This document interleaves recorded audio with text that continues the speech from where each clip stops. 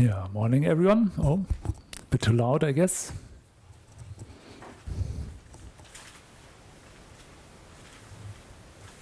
Better. Hello, hello. Good.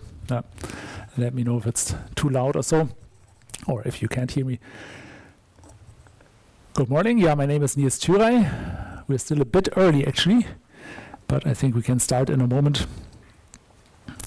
Can wait another 3 minutes with the official part. I just thought, has anyone been to these new buildings over there on the other side, Maschinenbau? Right, across. Also, they have a bit of a stable flair. I haven't been inside. Maybe they're nice, but I think in a way we are lucky we have this room over here once you know where to go. I think this is a pretty good location. But obviously we're very short on rooms.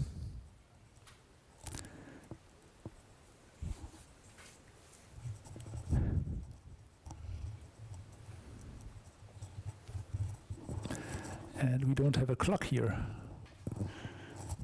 But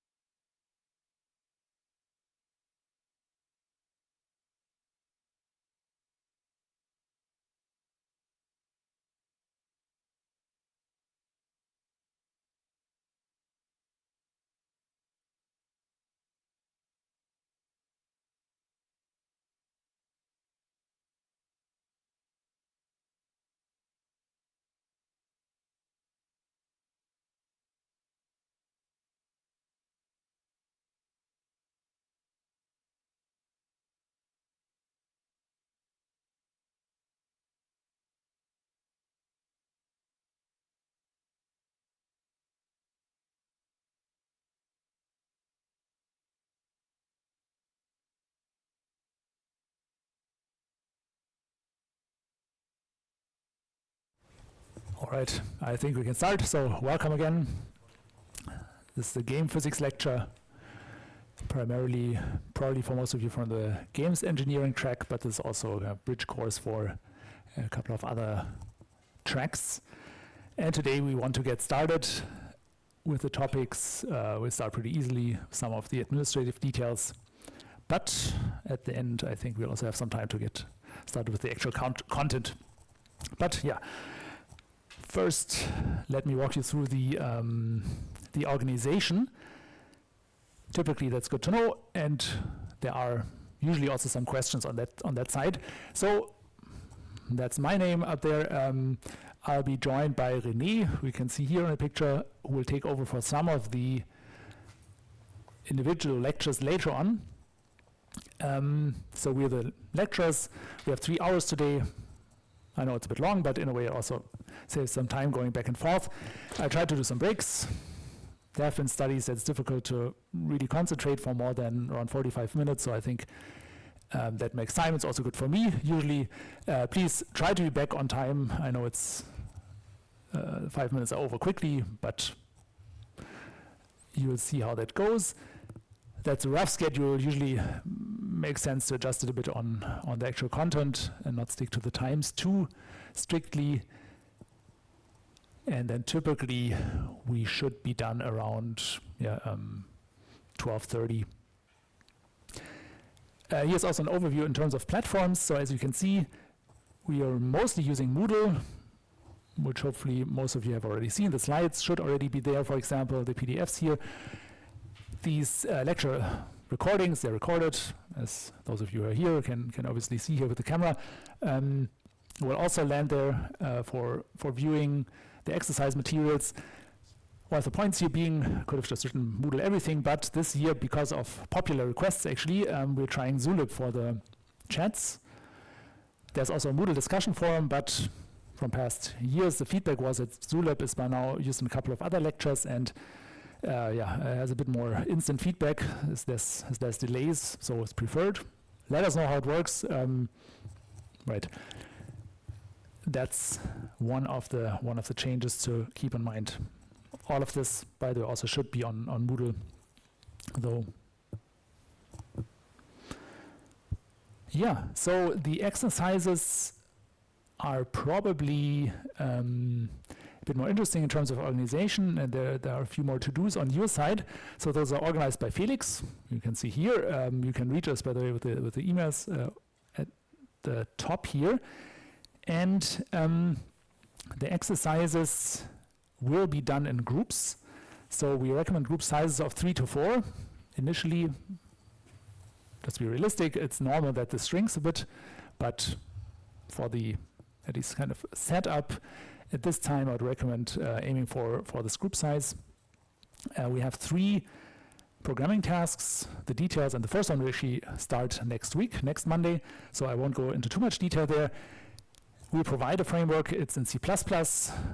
Also, more details there next week, but we know C++ is probably not the first choice for many people, but this being a kind of technical university and an engineering track, we think it's important to be exposed to also some of the more lower level programming frameworks. And for those of you who haven't dealt with it, right, that might take a bit of setup, but in a way, I think it's actually good to, having worked, for those of you who haven't, at least once with something like C++, even if it's in a way less widely used these days. We are aware of that, but a lot of it can also be done outside, so hopefully, and right, you won't need to write overly complicated C++ constructs. It's intentionally kept simple. We're dealing with the simulations. We're focusing on the simulations here. Just for that, the basis is actually often high performance, are high performance environments like C++, and hence we think it makes sense. Right, we will have details of that next Monday. Come on in. So we have 3 given tasks that you can implement, typically 2 to 3 weeks, which will be handed into tutors. They won't be corrected in detail. Also more on that in a moment. And then the 4th exercise is an open project, basically next year. So kind of January is the time frame we plan for that, where you basically can work on some own ideas within the scope of these physics simulations. Because for essentially legal reasons, we actually need to attribute anything that's related to a grade at TUM to individual persons. We can't just grade a whole group. Hence, we need to invite you to a very brief kind of demo questioning session at the end of the semester. And if you successfully participate in this demo session, then you actually awarded a 0.3 grade bonus, so 1 grading step for the exam if you pass. That's also according to our regulations. Where it's not a big step, but also it should just be an incentive to do the exercises in a way for really understanding these topics. I think it's really important to actually having worked with them. So if you want to get anything out of this lecture, I can highly recommend doing the exercises, even if you're not so interested in the grade bonus or don't follow through to the end. But really having tried this in code, having seen where it breaks, what errors you personally make, is a really important experience, and hence this is just in a way a small motivation to actually do that. Sorry, right. Here is the line about the grading bonus. Also, another point of motivation. So, of course, the exercise content is relevant for the exam. Some of these questions that you need to work on the exercise are common topics that we also ask in exam questions. Yeah, a couple of notes this week already about the group work. So the idea, of course, in a group is also to improve understanding and solve this jointly. In the end, everybody should have understood and should know what the code does. So it's really important that you don't leave anybody out if you form a group. So what we actually highly recommend is that basically everybody in the groups, maybe in the first week or so, tries the implementation. Then you meet and discuss and merge this into one submission. But everybody really should have worked on the code, and unfortunately, we can strongly discourage just working on things like code share or these joint coding environments. In the past, also let you know right in advance, but the people who actually fail for the grading bonus are typically those that have watched these code share sessions, think they understood everything, but then cannot answer any questions about the code. So please avoid that. It's a common mistake. Make sure you actually, without sharing, just work on the code yourself so that you know how it works, and then start sharing and combining. But that's a common pitfall, that you join these sessions, you think you know what's going on, but then when you're alone and you need to explain it, suddenly things are very foreign and you cannot explain the details. So that's what we like to avoid, and that's not the point of the exercise. It's that you really work on the topics yourself. Right, so please avoid just watching the exercises. These examination sessions will be probably beginning of February, but the details of that will follow. And the focus there is really the coding. So that's a big distinction from the exam. For this exercise part, we want to really see that you worked on code, that you know right how you implemented that mass spring system. We don't want the equations. For the exam, that's much more important, that you, for example, can simulate a step of a mass string system on paper. That's not the point of these exercises. Yeah, the rough schedule. Next week, we're going to start with exercise 1, mass spring systems, roughly 2 weeks, or 2 weeks from next week on as deadline. Then we have the second exercise in mid-November. That's rigid bodies. That's a bit tougher from our experience. It's 3 weeks. And then we have another one on diffusion simulations, beginning of December. Then basically before Christmas, but effectively for most of you probably more in January, we have the forces project exercise. Just to give you an overview. So this is the core of the exercises. There are actually no real meetings with tutors or so. We have 3 tutors as support, but the idea is that you actually work in these groups on these exercises. We have some materials as support, or kind of an additional viewpoint on the topics that I explain here. Those are from previous tutors, and I think they're quite nicely explained. I can highly recommend this. They can be found with slides and recordings on Moodle. Right, those are actually from tutors 2 or 3 years ago, so please ignore the email addresses you see in these videos. Those won't work. We have different tutors this year, but these are for self-studying, and the tutors we have this year will be around. They know these topics. All of them have actually done game physics and these exercises. The idea is that you look at the exercises and these materials, and of course ideally also the slides and the content I explain here, and then if you want to discuss, either dive deeper or think things are unclear, or you have trouble with the framework for the exercises, I know, right, Visual Studio is causing problems, please meet with our tutors to discuss all these details and problems. And we have 3 great tutors, which you can see here. Sion on Tuesday at 2, Marcus Wednesday at 2, and David Thursday at 2. So you can also find the email addresses here. We don't have any formal sign-up procedure, so by default they won't be explaining new things or so. It's really more as a Q&A session. So just stop by the time slot that works best for you. If one of them is completely overrun and becomes infeasible, we can readjust, but from our experience, that usually does not happen. So we'll also try it this year, just see what time works for you, and go there and talk to the tutors. These will start with the first exercise next week. So also keep in mind, this week there will not be any tutorials yet. There are actually no exercises, so there's not much to talk about. This week will be skipped. Okay, let me just finish this part and then we can go back if there are unclear parts. The exam also is probably on everyone's mind. It's a written exam, 90 minutes in person, back to normal procedure here. We have tentative dates. We don't choose those. They're assigned by our Prüfungsamt, so probably they will stay like this. They rarely change, but yeah, it's not in our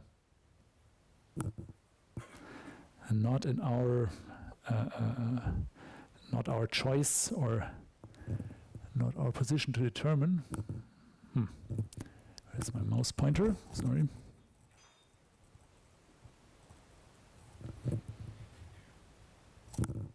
Okay. Yeah, you can see it. One is the main exam is in mid-February, on the 12th, and then we have a retake exam beginning of April, covering all content of lectures and exercises and tutorials. But also more on that typically later in January. Yeah, in a way, the topic we're dealing with by now is a fairly classic one. We're looking at fundamentals of simulations for real-time environments and applications like games.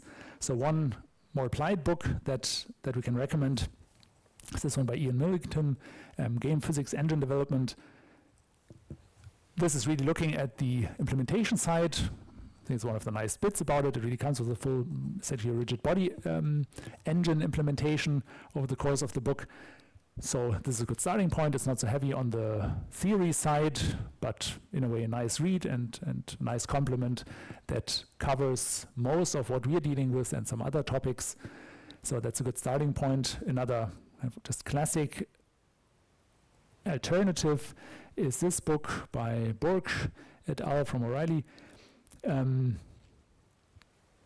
Right, it's a nice one. I don't have a strong opinion, to be honest. I would recommend the first one, but take a look. It's a matter of preference, of course. So that being said, this is a kind of very classic book that I cannot recommend or only recommend with comments. Game Physics by David Eberly. This is a very theory-focused book, in a way, very nice one. So if you want to go beyond what we're doing in the lecture, you don't want to deal with more of the math side of these topics, highly recommended, but for our lecture, less directly relevant. So in a way, more of a follow-up topic, but nonetheless a good book. Honestly, by now, you can probably find a lot of nice materials also on the web. These are kind of the classic textbooks, if you really want to have a full book, but by now, there are also lots of bits and pieces about certain topics to be found online beyond those. Yeah, also, while we're at this part, some more comments. Right, learning versus teaching. Just good to briefly point out the teaching part is my job, the learning part is yours, just to make it clear, right? So my job is to give you the materials and so on, but in the end, you need to learn it and understand it. I can't do that. Hopefully I did already, right? So I can convey it for the most part, but in the end, the main task for you is to actually learn it. And I strongly believe in learning by doing. That's how right, I did it when I studied and still do. Basically, I usually understand things if I really try them myself. If I just read it in a paper or a book, it's easy to overlook things. Hence the exercises and these on paper calculations that we also ask for, which might seem a bit contrived or too simplistic and so on, in a way are a very important starting point for seeing how this should work and how the equations that you see on the slides here actually work out in practice. And yeah, basically our job is from that perspective mainly to set up a pseudo environment so that you can learn. Right, if things are missing there or you think that things are going the wrong way, let us know. We'll see what we can do. Definitely open for comments. Yeah, so much. The very big picture, just to recap for the exercises, please start looking into forming groups. We'll require that for the first exercise. We get into the details next week. If you don't have a group, that's of course also fine. We don't want to block you from submitting the exercises. Let us know, post on the forum. Worst case, submit, then we can try to form groups from those who haven't found one, but I can basically start looking into this. One good point is right after the lecture today, for example. That's a good point. If you don't have a group, to just stay behind and see who else might be around to form a group. Yeah, that's the end of the administration part. Are there any questions on this side? Oh, there's someone who eagerly wants to get in. All right. No, any questions about the organization?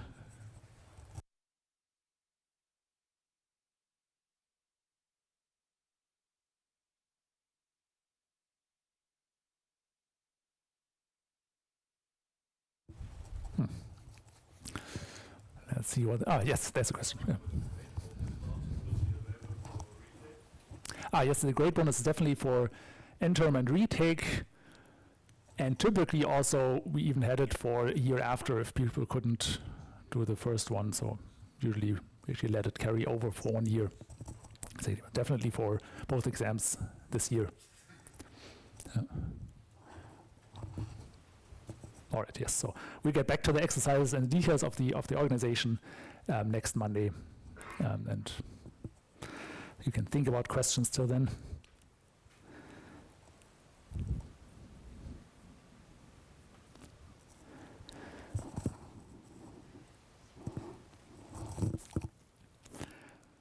All right, so I mentioned we're going to start easy.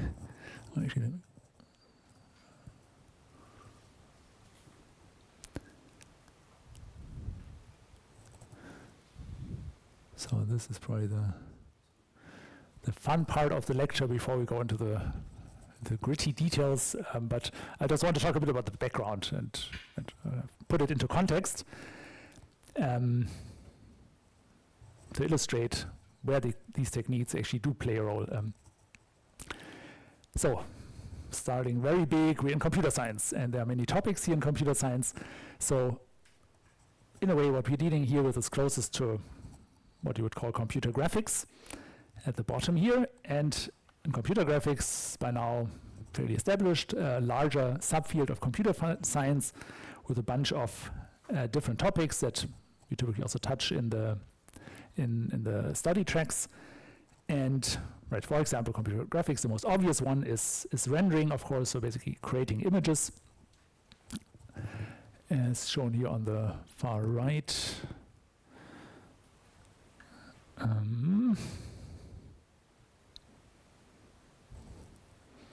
Sorry, let me quickly try to revive the mouse pointer.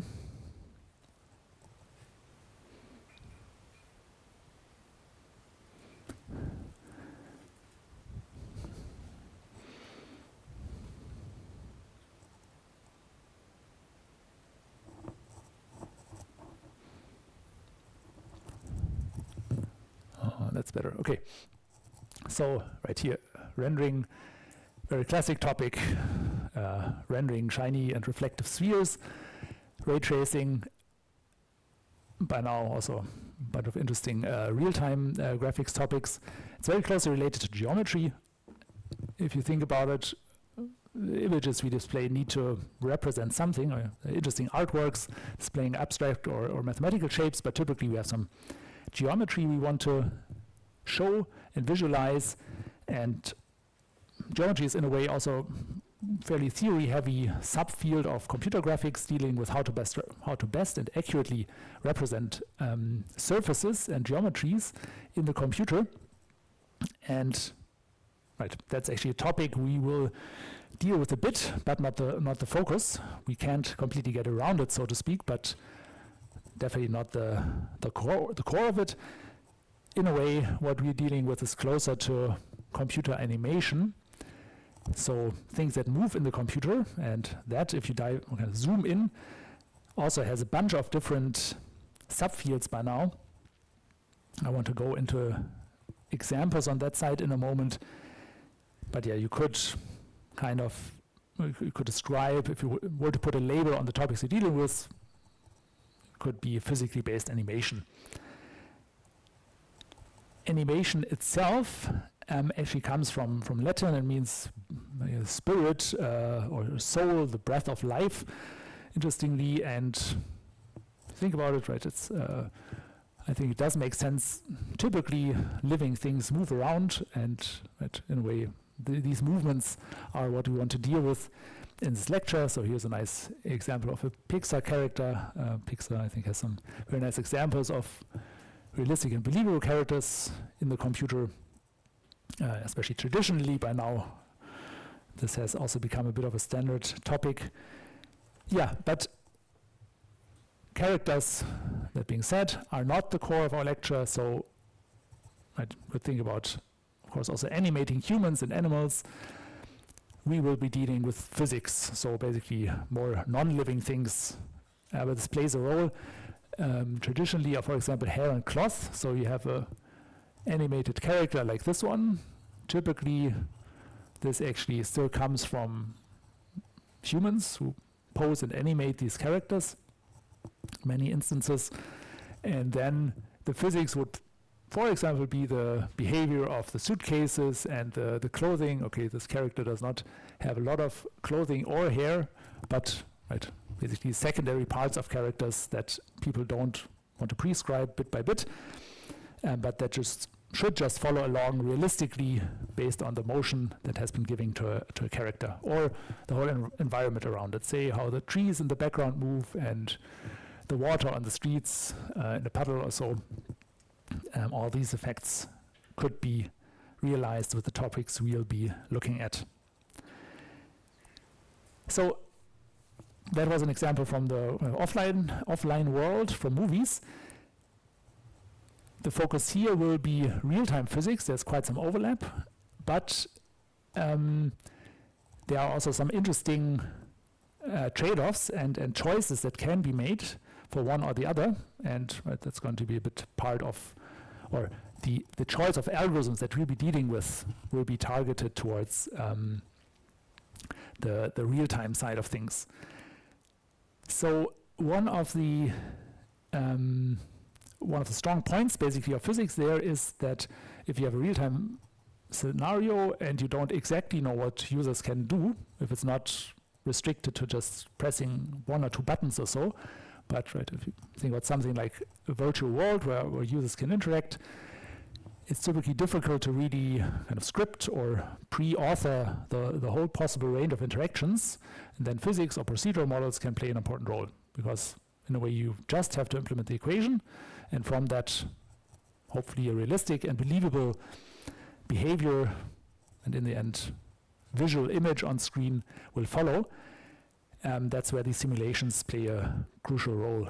And one important aspect that always comes in these settings is we want to display the result of these environments in real time, or something close to real time typically. So we have a classic accuracy versus speed or performance trade-off.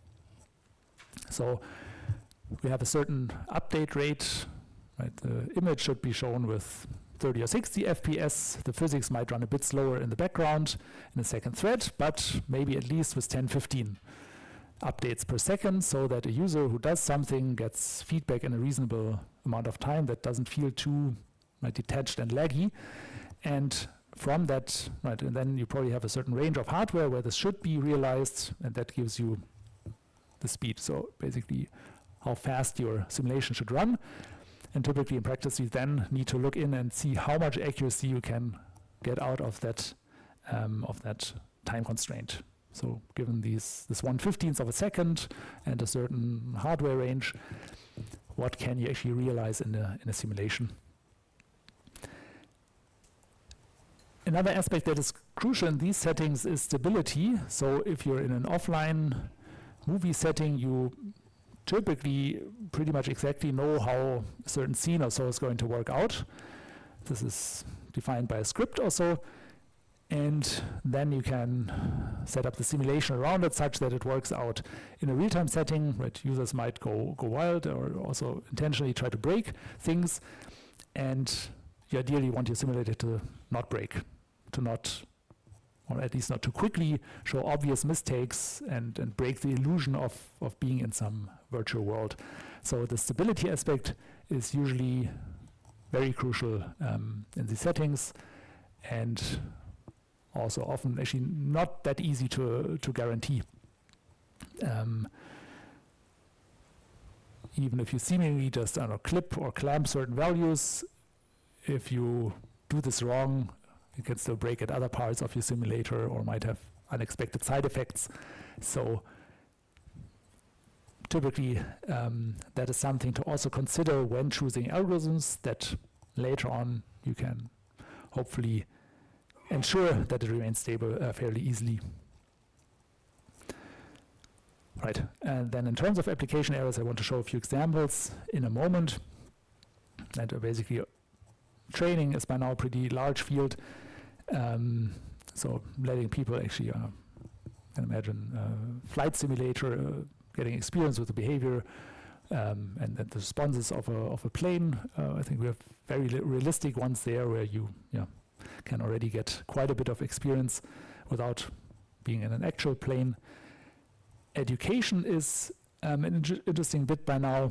Many of these physics topics are not simple, they're pretty complex systems, and if you can actually try them out and really interact directly, typically that gives you a lot of intuition for what happens in these physical systems. That's how we typically learn as kids, how the world works, right? By throwing down things and breaking them and observing and so on. And in a way, also for adults, this process in a virtual setting, it gives us a lot of intuition for how a process works. Might be a bit more difficult to set up for very involved physics questions, but for quite a nice range, I think you can actually get a lot out of interactive simulators. And then, more classic games topics is the entertainment aspect of interacting with a physics system. Yeah, on that larger picture, it's worth revisiting the larger modeling pyramid from games, talking about this last aspect here. So you can kind of classify or distinguish different layers of modeling in real-time applications, really. And the very lowest level can be described at, giving it away, I think it was pretty obvious anyway. So the geometry side of things, as mentioned before, this aspect just describing, here's a table, it has this size, this thickness, and so on. The basic setup, that's the foundation of everything. Then, if you basically prescribe motions, so we call it kinematic, you can see it as a kinematic layer. You could prescribe that the table is fixed, and in certain intervals there's an object that gets thrown with a parabolic trajectory through the room or so. This could all be pre-computed or basically pre-authored and set up in a static way that changes over time, but nonetheless is in a way still static and does not really interact. And what we're looking at here, what would work on top of this layer, is really modeling the physical interactions. So we have an object that is thrown into the scene or this room here. We actually want to detect, it would collide with the floor, it would bounce back and not just fall through it, and it would stop at the wall or so. And ideally also, if I take something and throw it hard enough, it would actually break and so on. So there are a lot of effects that come from the physical behavior, and that's what we will be dealing with here in the course for the next couple of weeks. But of course, that's also not really the end of animation and these different levels. So what would be missing there, if you think about recreating a whole world, are behavioral aspects. So this is now going away from these passive physics, more back to the characters, which we won't be dealing with really.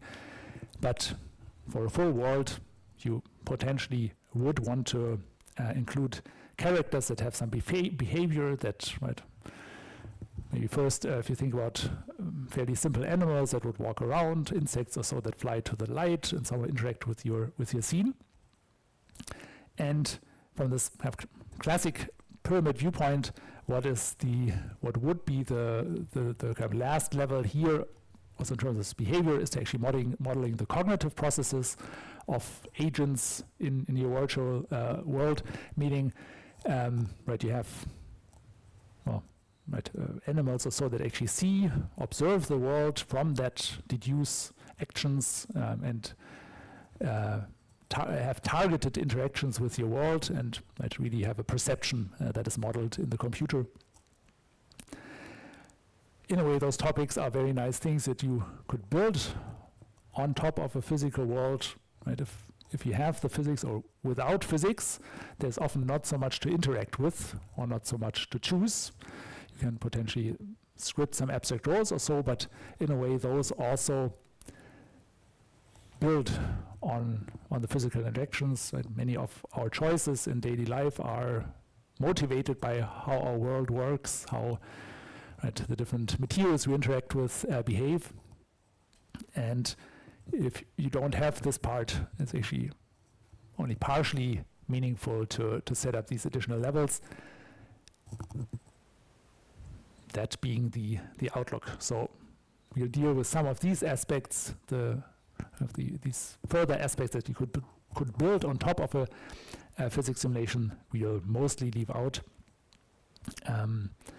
But it's nonetheless good to keep in mind that you could go all the way, or these different aspects of computer animation basically build on one another. All right, I mentioned we're starting simple, so talking about getting things moving in computers, the most simple way you can start with is to essentially script it or just define it. That's a very traditional way of animating things. Keyframing, you could call it. So here's an example for a soccer ball, starting out here, and then it's supposed to move along some, not exactly physical trajectory to this endpoint here with another keyframe up here. It's also not a super trivial question how to best and smoothly interpolate through such keyframes, but in a way this is a very classic topic, and as I would claim mostly solved. So any offline tool will give you a bunch of pretty good spline interpolations and ways to interpolate motions. And in a way it's not too bad. I mean, it gives you full control. Control is definitely an important aspect in all these settings. But for complex things, if you think about human hair with potentially millions of different strands, this would become very tedious. And also in our setting, it's not interactive. So here, if you fix this, you basically have this motion. The soccer will always make exactly this motion, follow this trajectory. It's at least very difficult to turn this into something that gives you believable and more realistic interactions. What's by now also a very interesting alternative, and for the characters I've mentioned before, actually also used for quite a, let's say, quite a chunk or quite a few applications in the field of virtual characters is motion capture. And here's a very classic example with some white dots that were put on some actors up there. By now, we have pretty good systems that actually don't require markers, but it still gives you a lot of accuracy. But basically, the whole idea is that you, from videos or something that you can capture very easily, track certain points in a 2D plane. From those 2D points, you try to find out again where was that spot in 3D. That's the second picture. And then you can connect those back to a character shown in the third image here. And this underlying bone structure you can use to then animate some virtual character that follows the 3D motions of what you recorded from our world, from reality. While you use process, interestingly, it's in a way not that simple. Even if you record someone real and play it back in the computer, it often does look quite stiff and still unrealistic, which can be attributed to different things, but one of them is typically actually these secondary effects, the part around it, that the whole body, the volume, and the whole character moving. So even if you track a few points on it, it typically is just a starting point for realistic ones. Or if you look into how faces are tracked for computers these days, they typically have actually work a lot on getting all the finer aspects of that right, even if you have tracking of some real parts of the skin of actors. Yeah, so what's easy is to play this back. It gives you a first starting point. Nice thing, it's really based on the real world, right? So it was captured from a real person. Unfortunately, it does produce a lot of data, so it becomes or can become challenging to work with this, because depending on your frame rate, you have 3D points over time for a bunch of markers, and then you want this for all possible actions that your character can do. So I think all the modern sports games actually use this quite heavily and have huge databases of, also it's pretty well compressed, but nonetheless huge motion clips that are then played back and kind of spliced together and interpolated in very advanced ways to form smooth and believable real-world motions. But yeah, working with the data in a way becomes a challenge here. And then, if you want to do things like a flying elephant or so, that would be tricky. It's difficult to mocap that. Or if you have fantasy characters or even any animals, I think, as far as I know, it's rare that games really have mocap data of, say, a dog or something. You could theoretically, I guess, do that, but as far as I know, it's usually mostly done for humans. Or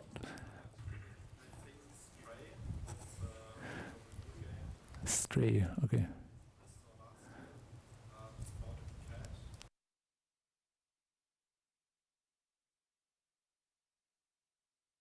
Thanks for the update. Okay, Stray, a cat game about a cat that actually used a motion captured cat. Okay, interesting. Yeah, I think it's rare at least. I think it's for. Okay, yeah.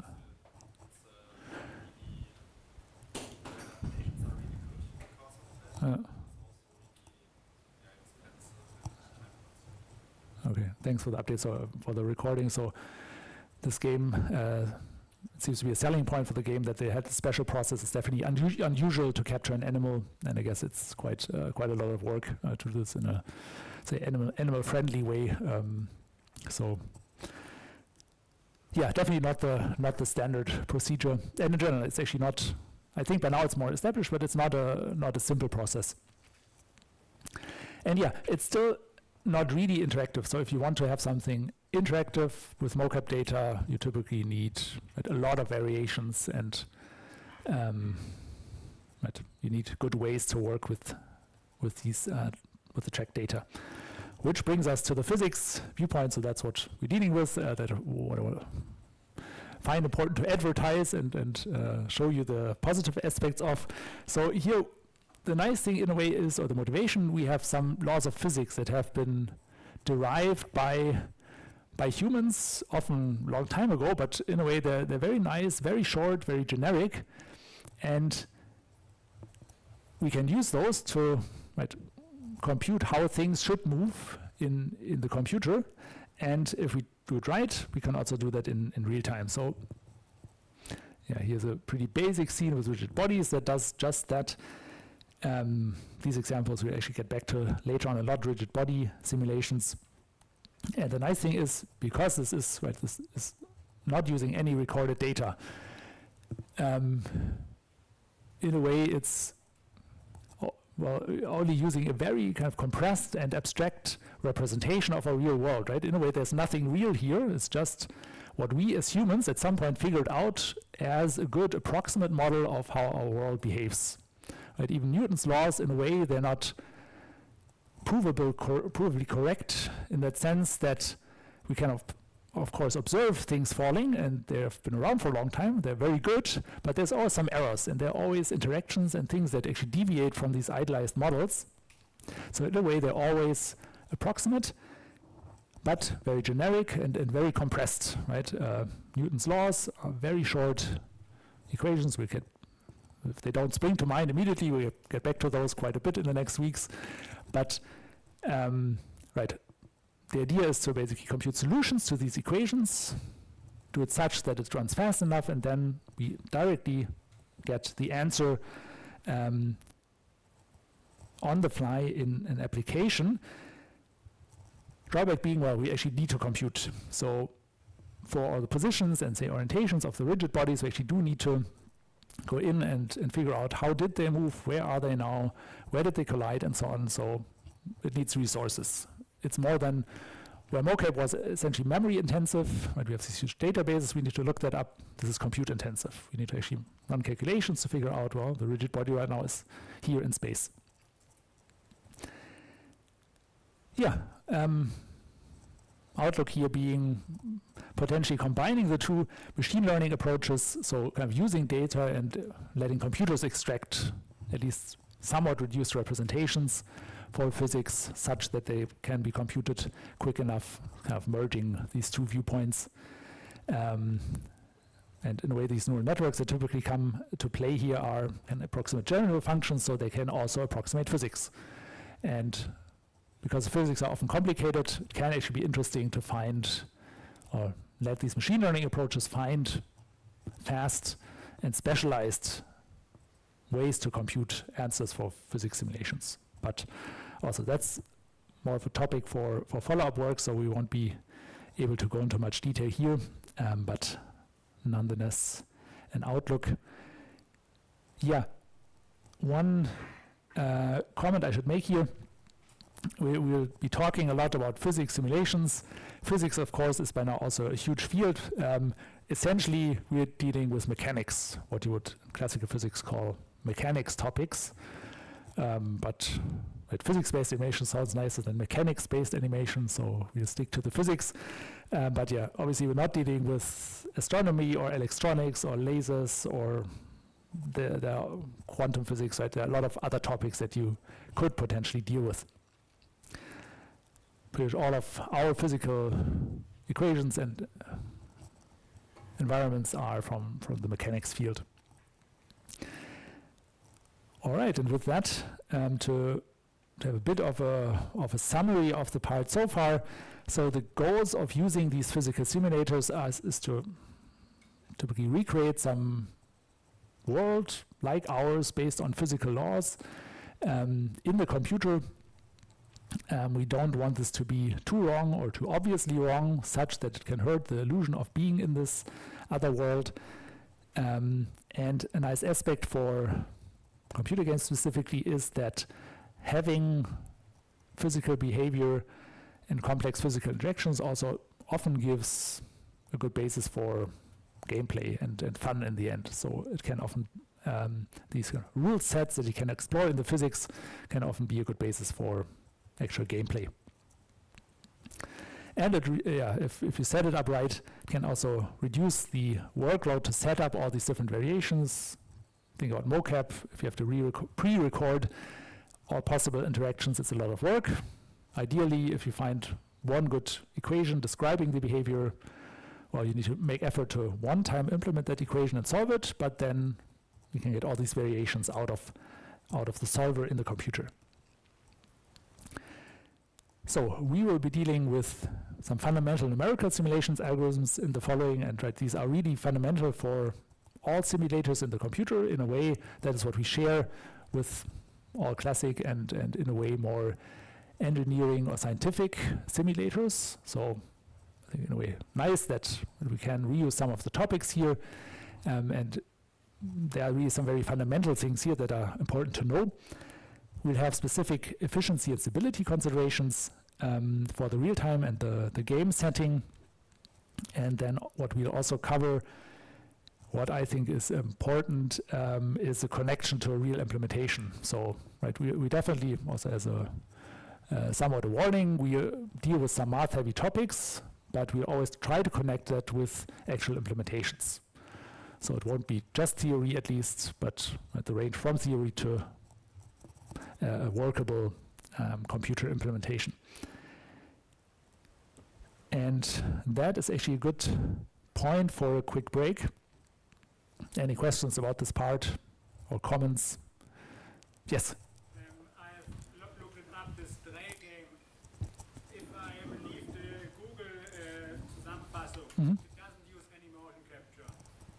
Oh, so okay, so now we have a no cap, no cap. Okay, so now we have an interesting topic. It's not directly related to physics, but let's follow up on that. Any games with animal mocap? Right, I'm not aware, so okay. But this is potentially an interesting topic to follow up on. Thanks for pointing that out. With that, let's start the aforementioned break. I'll start a small timer here. I can highly recommend to stretch your legs once, get up for a moment, and then we'll continue in 5 minutes, basically, when the time here runs out.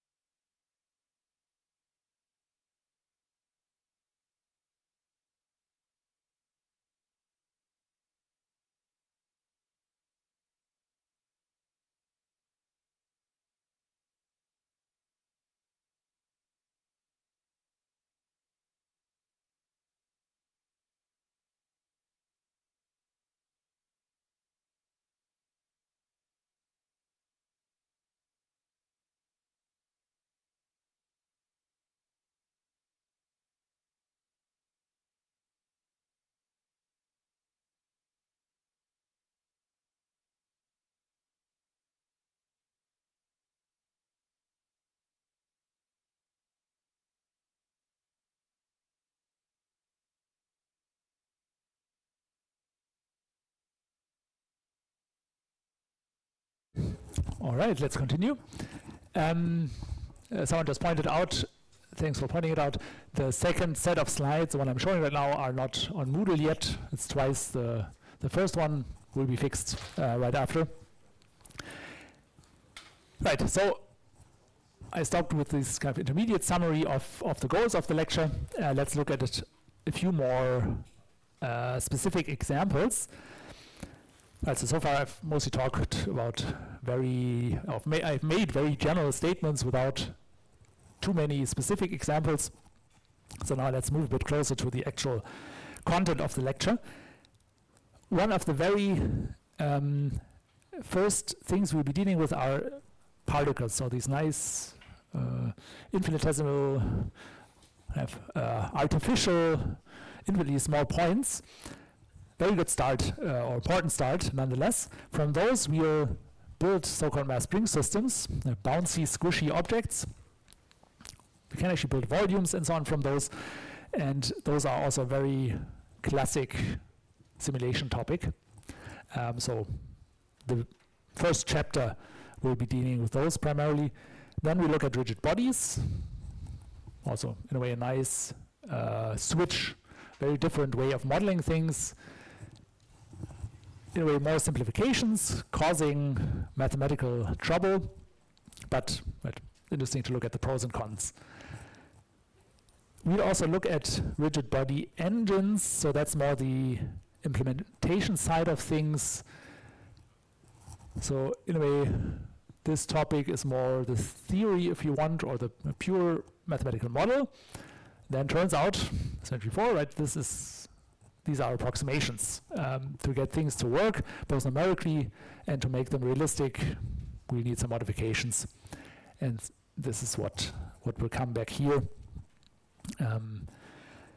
which, by the way, you typically always need. So no matter how advanced or complicated your physical model is, in the end, there are all kinds of fudge factors or cutoffs or compensation terms that are needed to make things work in a computer.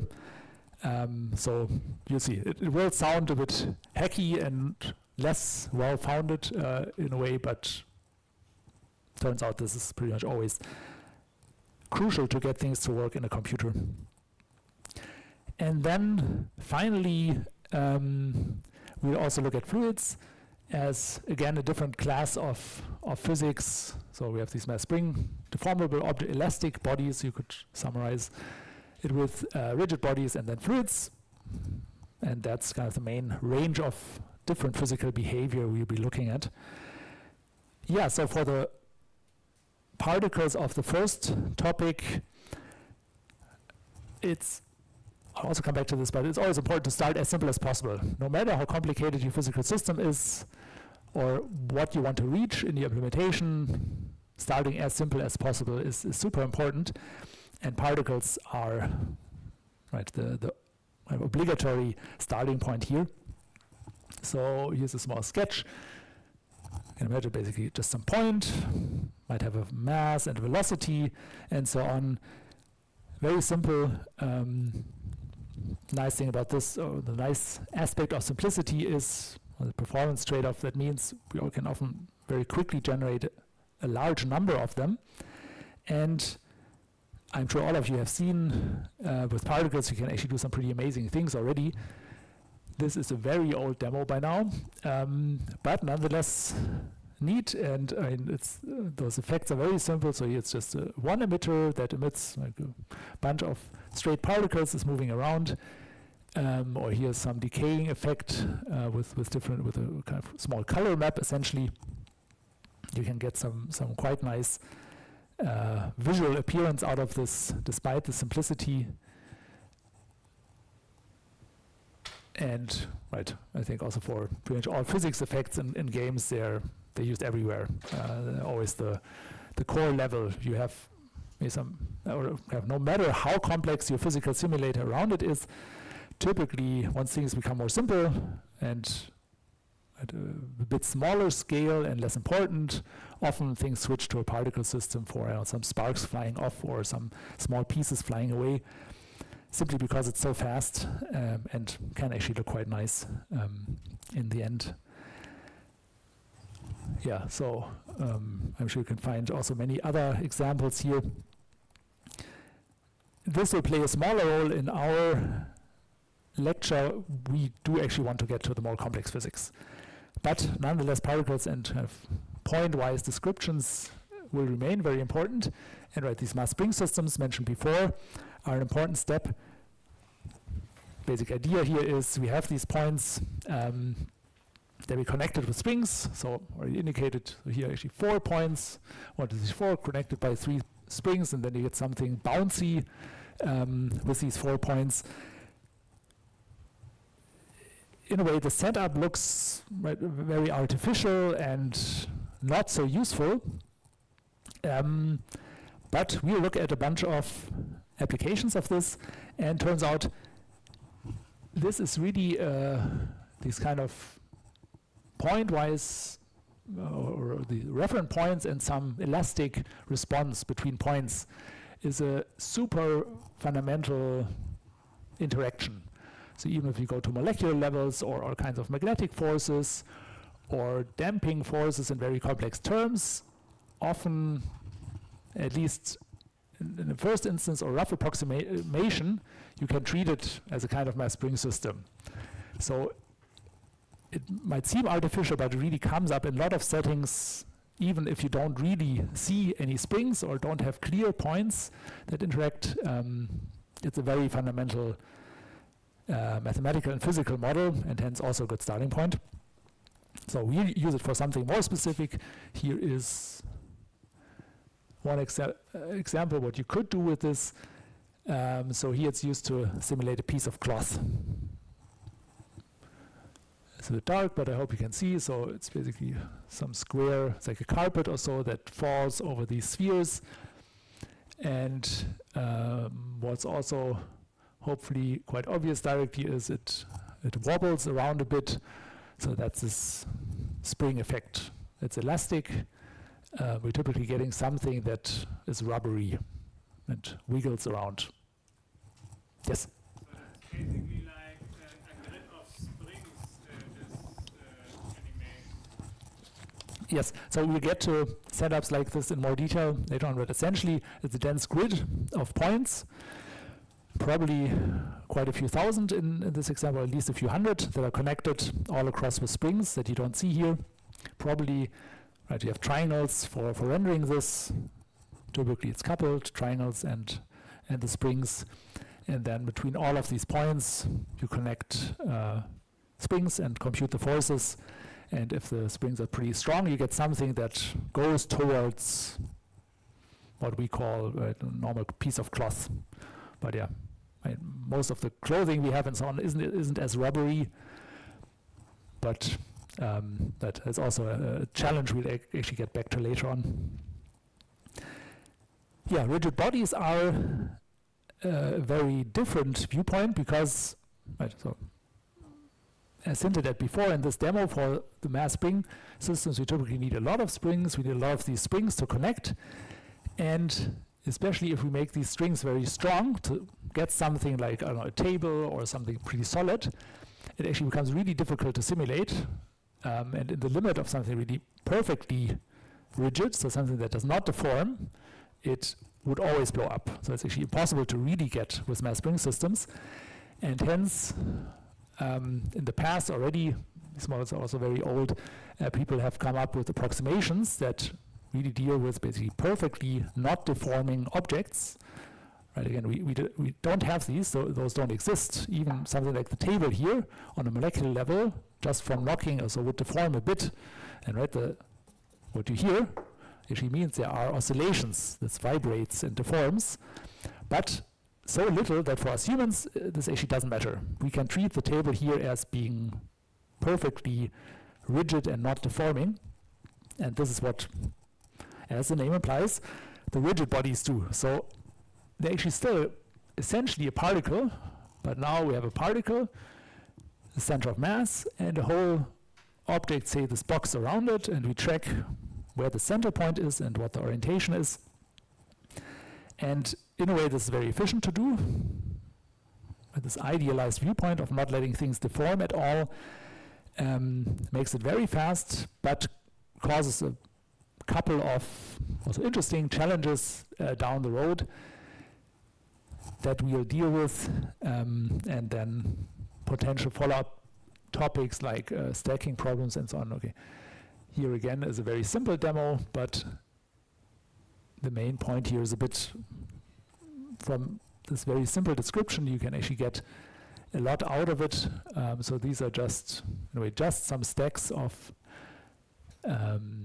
boxes, and as you can see from the rendering, this is again a very old movie here, but even 20 years ago, basically, you could already simulate without a lot of trouble a large number of these boxes, and so right here the user can actually just throw some scenes, some spheres into the scene, and shoot around these boxes, and you can already have quite some fun with a very simple model like this.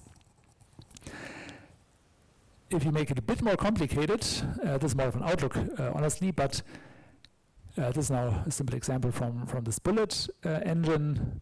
If you have these rigid bodies and the springs, and you put them together with constraints, so for example, saying, well, I have rigid bodies, and now there's a small piece of cloth attached to the sides of it, right? Also, not very nice rendering, but in a way, intentionally here, the rendering should not matter or hide anything. We're really just interested in the physical behavior.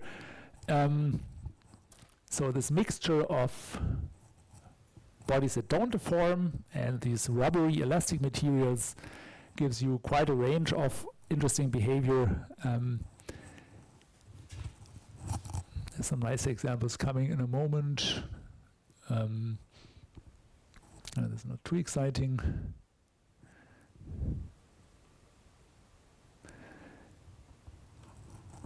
We will not be dealing with this topic too much, but this is actually a nice kind of follow-up topic, say for the project. For the fourth exercise, you can, if you're interested, look into coupling different simulators. Main idea being, right, you have specialized simulators, say for the elastic part, for the rigid body part, and the fluid part, and then in the next layer, you can work at putting those together.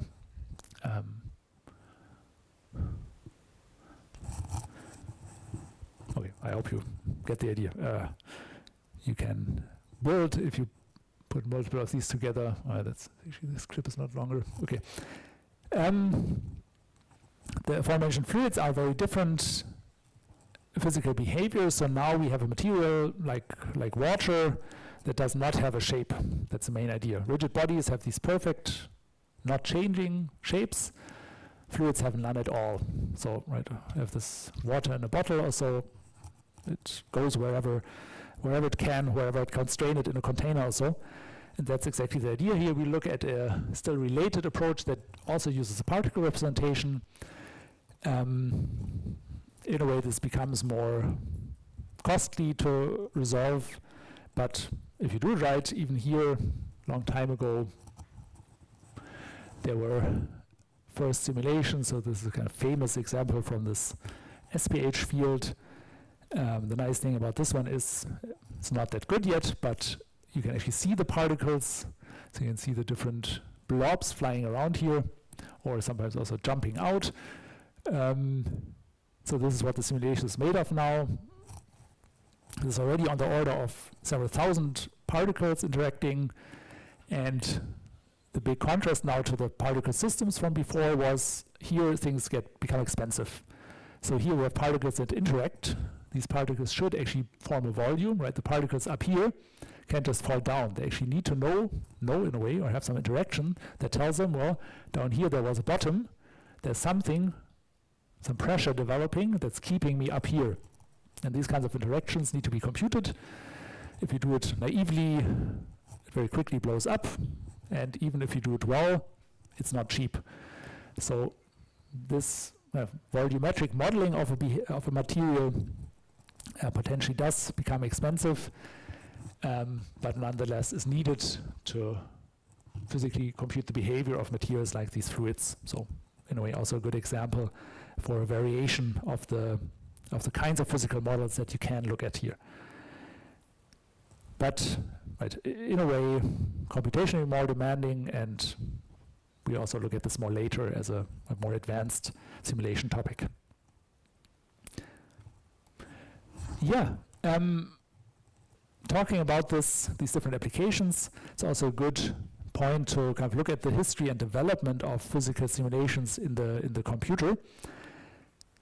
So I've mentioned before that these things are very old. If you look it up, Newton's famous Mathematica Principia was called, right? Oh, you have the picture. Is from roughly 1660. Hooke's law, which is the basis for these springs, the interaction between these particles, was also actually derived 1670, shortly after. It also related these fluid behaviors for the last example with the particles and the water glass. This is in a way much newer. This is around 1820, but still 200 years old. So in a way, these mathematical concepts are very old. Interesting, it was a kind of trend back then, around Newton's time, to derive these continuous descriptions of the world. They had very high hopes then. It took quite a while until someone was actually able to figure out how fluids behave. That was, in a way, a more complex model. Then people also realized the shortcomings of these viewpoints. But nonetheless, it's still the basis for many physical simulators, of course. And I think in a way what you can argue made them really useful in the end were computers. So around 1940 that started out.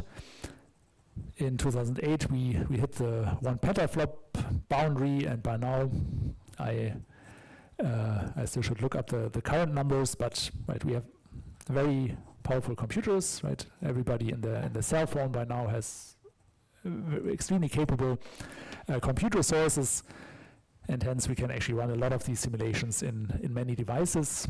So you can argue that's kind of what really put them to good use in the end, being able to very quickly compute solutions. And you can distinguish between these kind of more classic viewpoints, the scientific engineering viewpoint, really fully recreating reality with all its aspects, and having carefully validated simulations that tell us how the real world behaves as substitute for experiments. That's the kind of the classic role for these simulations. And as mentioned before, in a way, we're dealing with these simulations in a real-time context where accuracy typically plays still an important role, but a second role. So typically we have certain performance or resource constraints, and then we need to figure out how accurate and how realistic can we make it given these constraints. Yeah, that does actually influence a lot of the algorithmic choices. That's why it's interesting to mention here. And from that perspective, like how or what kind of simulators were actually used in different constraint settings, it's interesting to look at physics in games and how they've developed over time. And I mentioned this. This is one of the fun parts to present. I want to show some examples here over the years of a selection, at least, of physics in games or game-like applications. Yeah, so arguably, showing these slides for years, and at some point there came complaints that we actually didn't properly show the very first games. So the very first one is claimed to be a kind of tic-tac-toe game on an oscillator. I haven't found any better visualizations of this, but okay. Tic-tac-toe I would not call physics a physics application really, so in a way just to mention, so 52 can claim it started with games, but shortly after, and I think there are quite a few good examples, it did actually start with games that were driven by physics, and many of the early ones actually were. And okay, in this way I already gave away the 52, so basically around 58. I think the most famous instance of a first game, and this I think you can call physics driven, is this tennis for two, again still played on an oscillator basically, but with a built kind of custom joystick here. It's really in a way already a nice simulation of a ball that bounces and this net in the middle, and it has some drag effects and collisions at the sides. So I think really a nice example of a physics environment with very simple hardware, but in a way this very nicely illustrates this aspect that if you have an equation, even if it's not too complicated, but it's a fairly simple equation, and you kind of only need to implement that equation to get some gameplay out of it. So here it's really just users interacting with a very simple equation for a ball, turning it into a game. So you don't need much in terms of assets or things around it. It's really just users interacting with the simulator. And that's actually why it was also so popular in the beginning. Back then, right, you couldn't store a lot of assets and things around. The gameplay had to come from very, very limited resources, and he's really just showing the results of your simulator. Another popular example in 62 is the Space War game, which now is in a way more advanced. The graphics are arguably still pretty simple. So you have these two spaceships, and this is supposed to be a very heavy star that attracts the spaceships, and then you can shoot. It's difficult to see here. Oh yeah, here you can see a bit. But yeah, in a way the simulation now becomes more complex here. Right, you have these attractive forces and these particles being shot around and collisions. Yeah, this is now actually a win where it wraps around, also easy to realize. You're supposed to survive longer than the other player. So this was a popular game around the 60s. And yeah, usually many people, if you ask about the very first games, would come up with Pong. Right, Pong is widely known, but it actually was much later. The first one being 50 or around the 60s. Pong was around 1970. In a way, not too much more complicated than this other tennis game, or almost a bit simpler, you could say. But this is popular because it was actually the first widely available one. These others were on some mainframe devices or very specialized hardware, and Pong was made widely available, which is why many people think of Pong. That's also demoing the custom joystick here. But the also basic idea is still very similar. You just control this pedal, and then you have your ball simulator and some counting of points. I would also call or include Mario Bros in the list here. So here is now a good counterexample. Right now we have assets, we have different levels and enemies and so on. But actually for many of the Nintendo games, a lot of the gameplay still comes from the physics. So also Mario back then was arguably so successful because the character does have physics, it does have momentum, right? It keeps going. A lot of the gameplay revolves around learning how to control the character and how to deal with him overshooting and accelerating and so on. So, of course, a very nice game and carefully tuned game built around these relatively simple physics, but they still play an important role. Incredible Machine is a nice example of a very physics-focused game. So this was around 1990. This now, as far as I know, the first good example of a sandbox game. So essentially, it's really a pretty complex simulator in 2D only. with all kinds of custom and tailored objects that you can interact with. But this game now really revolved around just having this physics simulator and given a certain goal. So here the goal was to actually blow up this aquarium over here. And then you get given a set of tools on the right that you can combine. And then you can run the simulator. Now the rocket ignites and destroys the aquarium, so level accomplished. It still looks very simple, but it did actually have a bunch of non-trivial effects and interesting physics, probably often coming from this wide range of different things that you can put together. But a very nice example, I think, of a sandbox game. Probably works so well because it's 2D. Also, the calculations become a lot simpler in 2D. But yeah, 3D is in a way an own interesting topic. So this Descent game from '94 was the first one to really do it in 3D, and good reason to include it here is it actually lets you discuss that the difficulties of 3D. So this game was a flop. It did not do well commercially. Turns out 3D was too complicated. People didn't like this. Has anyone played this, the first one? Okay, some, yeah. I mean, they're really, the levels are just built in 3D, and you can fly in all directions and rotate, and it just becomes confusing. It's not so much fun.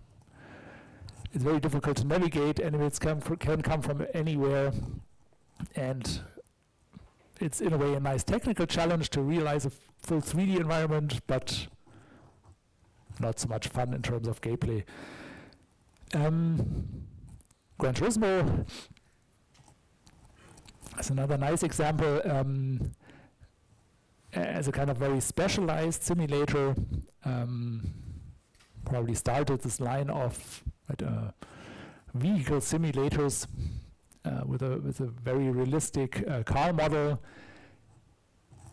As you can see, pretty simple graphics by modern standards, and also very restricted model, so the cars don't take damage, and in a way I think it had a very limited range of environments and so on, but they spent a lot of effort into tuning the core driving physics to be fairly close with real behavior, and it took off from then, and probably was the first game to really turn that into a fun game.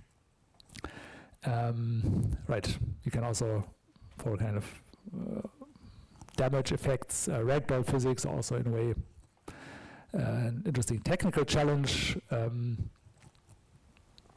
now also fairly standard. I think Max Payne was one of the first ones to include that on a larger scale. But potentially more interesting, I think, is Half-Life 2, which you can see as one of the first games that really put 3D physics in terms of gameplay into good use.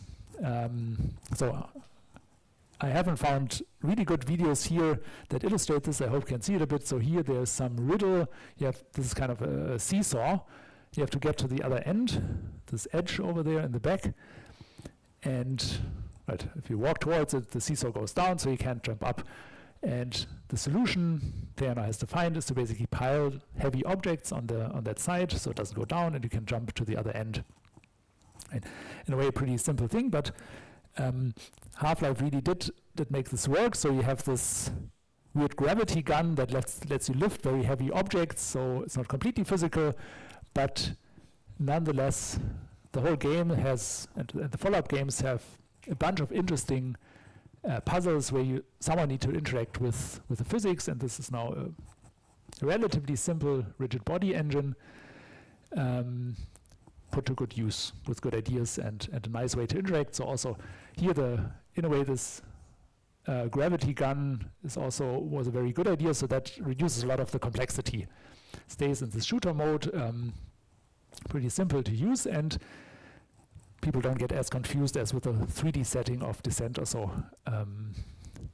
yes, finally enough on the other end. So this is already it in terms of solving this puzzle, but a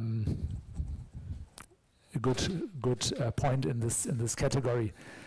Yeah, this is a nice follow-up to Half-Life that took this to more extreme, or more inventive also directions. These Gary's mod and follow-up things in Half-Life. So it's been quite popular in the Half-Life communities. Yeah, another example that I think is worth mentioning, less well known, is the Star Wars game from 2008, The Force Unleashed. I didn't play this. I don't think it did very well. I forgot where it actually came out, but yeah, you can see it in a way as another example of complex physics, or maybe overusing it. So this didn't do too well. It does have pretty advanced interactions. So there's actually a research paper about this. It has a pretty advanced model for these deformations and the ways that players can actually interact. But especially this part I think is interesting and points to some of the difficulties. So if you have very powerful characters that can deform and change your whole world, how do you actually create a level or a flow, or make sure that people, if they destroy things, can still get to the goal? They don't just break the crucial bit of the rock they're supposed to jump on or so. So it becomes also in a way difficult to fine-tune and keep the gameplay in check. And they, in a way, did some version of this here, but only partially successful.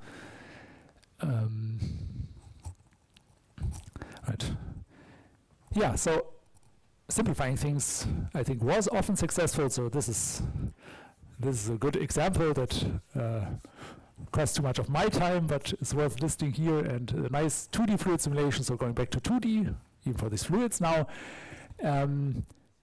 makes it fast again. So this is actually an SPH simulation, the one I showed before. You have particles that interact, have some radius, and from that you get fluid-like behavior. And also, I think, one of the first mobile games that put this to good use, with all kinds of inventive levels where you just have erased parts with your finger, and then you're supposed to reach certain goals. But essentially, a 2D SPH game. Yeah, to come back to the car physics. So I mentioned that Gran Turismo did not do anything complex on that side. Took quite a while until this was realized, so things do become very complicated if you really deal with the whole car as a volume made of different components. And I'm actually not sure how many games have put this to use, but there's this BeamNG engine that started around 2015 that could do a lot of these effects. Or also Just Cause is a good example of these games that go wild with the physics. So as you can see, it's becoming, we have more and more resources, things are becoming easier and easier to realize. And here, yeah, the game was more these large-scale movie effects here in terms of blowing up a whole gas station, and it's essentially still a nice physics engine, and here, you can really go wild and cause damage on larger scales. Yeah, this is a nice example of a co-op-based game. It's also involving some non-trivial physics, and making this fun to interact with. So here, in this level, the goal is to actually get into this castle, and then you have to let people drag down this bridge. And the bridge probably collides and so on. So there's some interesting physics going on. The characters themselves are actually these deformable soft bodies. So this is also a nice example of a physics-based game. And arguably, in a way, there are not by now, I think, many examples, but one good one Still worth mentioning is Breath of Wild, which I hope quite a few people have looked at. It's definitely a fun game overall, and it has a huge amount to offer, but a fair part of it, and especially these shrine riddles, revolve around physics and essentially also rigid body interactions that you can control. And I think by now there are actually quite a few games that get this right. That being said, even if the physics are quite good and accurate, you can see the interactions and the damage model. This definitely not look realistic. So even there's some work left to do, but still a good example of nice physics riddles. Yeah, and many others. There are a whole universe sandboxes. That being said, if you have good recent examples, I think there are many, but if you think there are any that stand out, I'd be curious to know. The list has been, please email it to me later on or so. I'd be happy about suggestions to extend the list, because with even Zelda, I mean, there's a Zelda follow-up, but it's kind of the same. I don't think it's necessarily worth including. If there are any more recent examples that do something new in this line, please let me know. Yeah, to conclude a bit, there's a bunch of things that could be done. Here's a demo from NVIDIA involving these SPH simulators, or also volumetric things are still a bit beyond reach. So this is something that's not really in games yet. So still work left to do, but in a way I think an interesting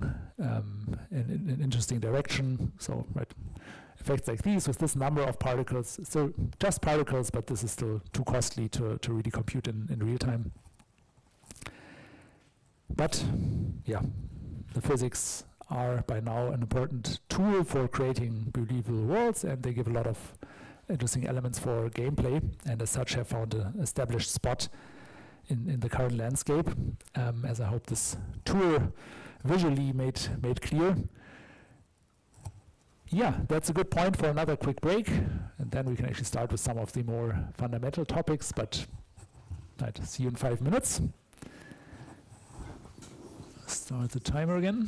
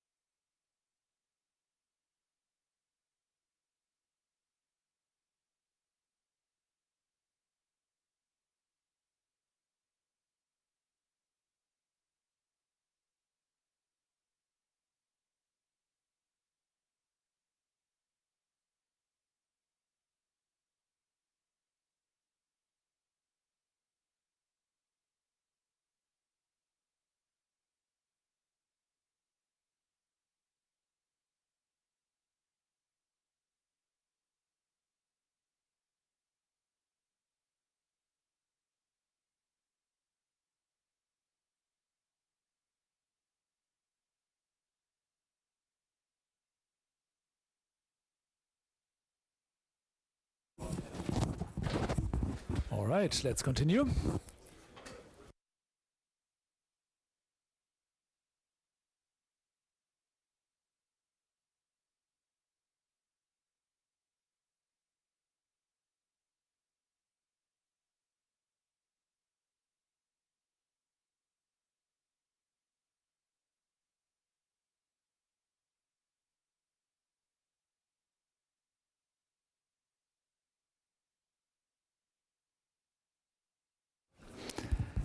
All right. So now I today actually want to use the third part to start with a first physical model, the aforementioned mass spring systems. Yeah, so point to point out here, as hinted at before, we won't just be dealing with these very traditional coils, but shown before, right, you can simulate carpets or so with it, all kinds of elastic materials. And even classically, there's a whole range of behavior and classic examples from cloth or some simulated, also basically tissue, faces, or for medical simulations, and try to set up with this. We had some examples in previous lectures about projectile motions, and mass spring systems also do start with mass points. It's particle viewpoint. We have infinitely small points that really just have position, no volume, and they move around according to an analytic description. So, just to recap, what can you do with particles? The classic ballistic motions are a good example of a very traditional setting, and we can start with defining a position for a particle, and then also velocity and acceleration, for example, denoted by position by x, velocity v, and acceleration a. And then what's important to keep in mind here is those are actually derivatives. All right, so we have position, first derivative with respect to time gives us how the position changes, that's the velocity. If we derive again the quantity that tells us how the velocity changes, that's the acceleration. So we want to get from velocity, we want to get the velocity out of the position. We actually need to take this function and compute the derivative of x, giving us v, which means what do we need to do to get the position out of a velocity?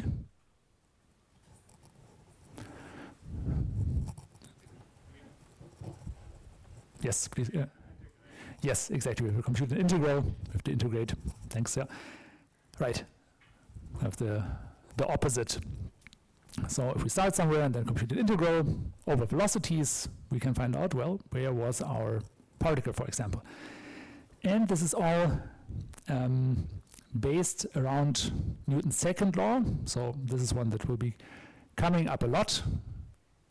Here already with a picture of Newton himself. So F equal m times a. That's the basis of a lot of things. I'll have it on the slides a couple of times, but you could probably put it on every second slide from now on. Very fundamental equation. So the force acting on something being equal to mass times acceleration. And with this, typically, we can do all kinds of nice things, which we'll come back to later, but we have very basic setting of a projectile motion. So with this time, I didn't bring any good examples. I don't have any ball to throw around, unfortunately, but I think you can imagine, right? If I throw something, the main thing that's acting is gravity. And that's something good to start with. So, for example, we can start with the force being given by the gravitation from our planet. That's a constant. And the mass, and then typically it goes down. So if we have a coordinate system going up, we have minus m times g for a gravitational force. And right here it's written as a row vector. Normally you would write it underneath, right? It's a 2D, think about a 2D system, the x and y. then this would be x component, and this would be y component written underneath each other, hence the transpose here.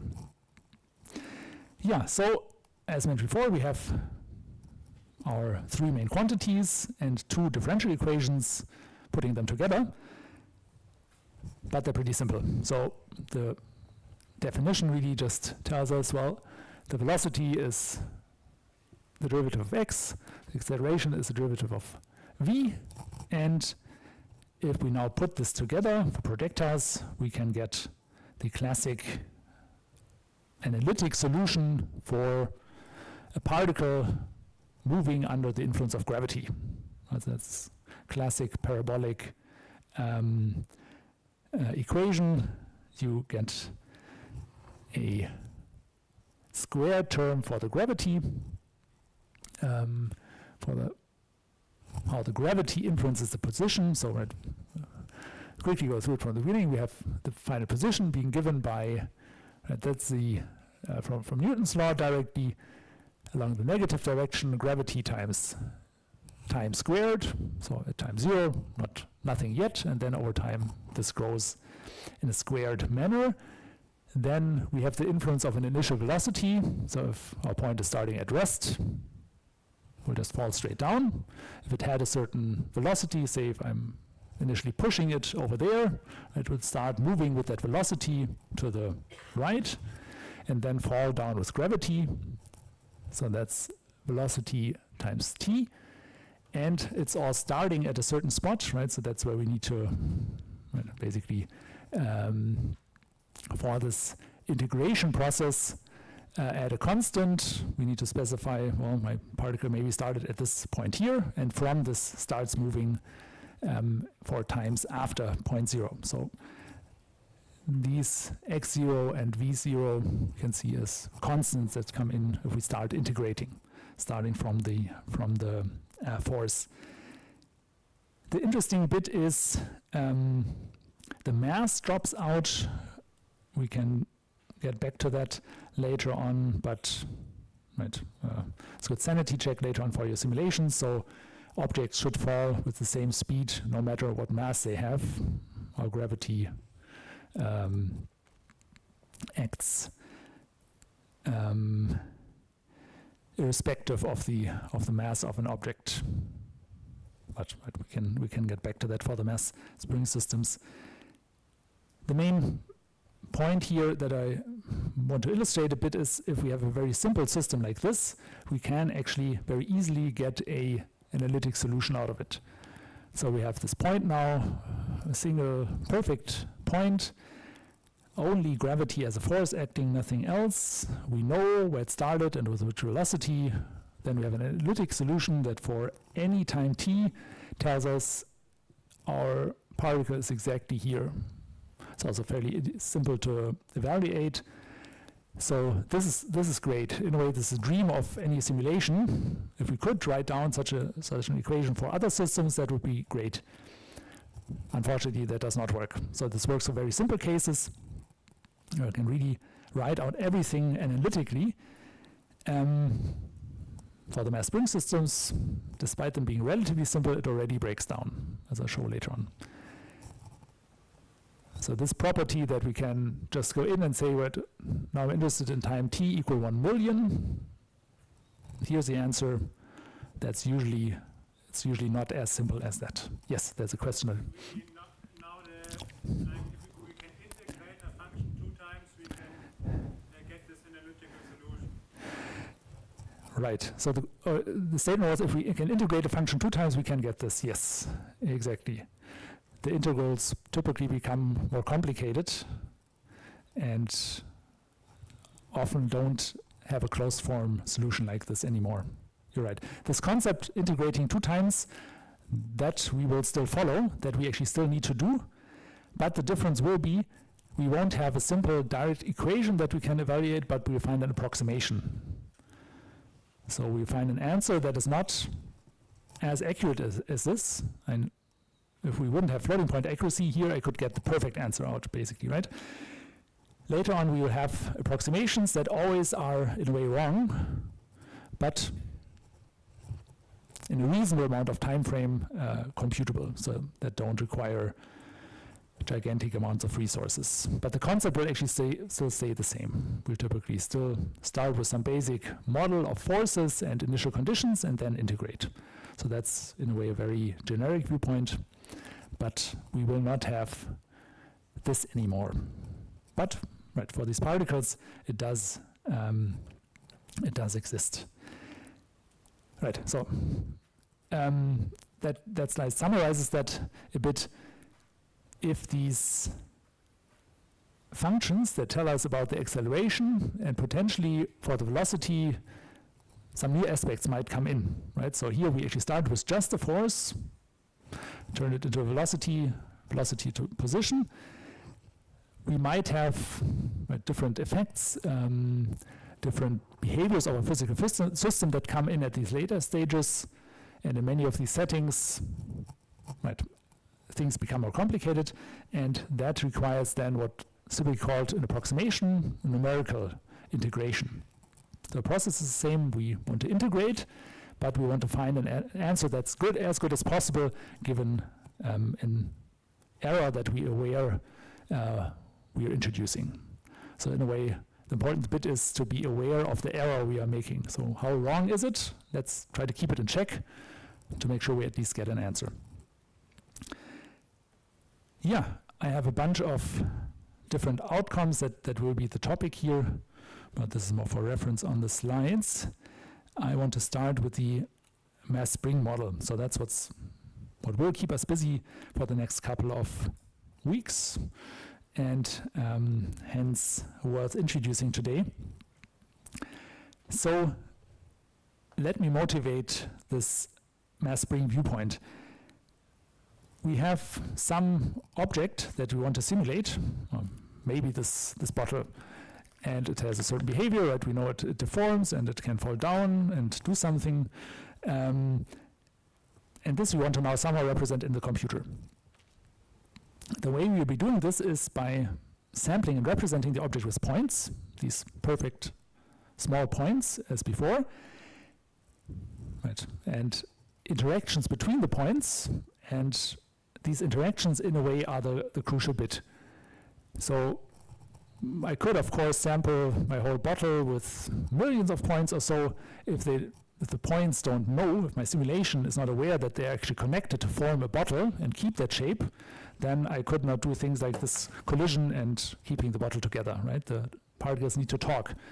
They need to communicate, and that will be primarily happening through an internal force denoted by F, int for internal, and we pick some arbitrary point I and j in our system. Right? It will later on hold for all of them basically that have different forces, but we need to set up equations that tell us what forces are acting between 2 points I and j in this collection of points. So the internal ones will actually be the crucial bit. We also have external forces typically to directly distinguish.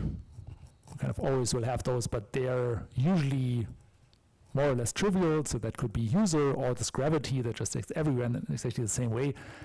So it's good to keep in mind they're around, but the internal bit is usually what will be keeping us busy.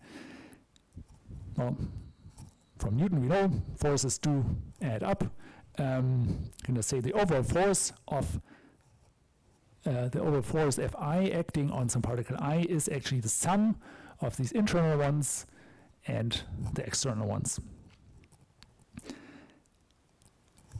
And then we can go from there and start integrating. Details of that will follow, but the basic idea is still the same. What I want to focus now is, want to focus on is where do these internal forces come from? How do we actually compute them? And that being said, a very generic viewpoint, typically we actually do want some realistic behavior. What does the slide tell me? Interesting. Okay. I'll check later on. For physical realism, what we typically require is that these forces are anti-symmetric. So, okay. So if I have a certain force F acting on particle I from J, I typically want the negative of that acting on J from I, right? So intuitively, one particle pushes another one in a certain direction. I want that particle to push back with opposing sign from the other side. An implication of that is if I were to integrate or sum all the forces in a body, I would get 0, right? Because one particle pushing the other way always cancels out.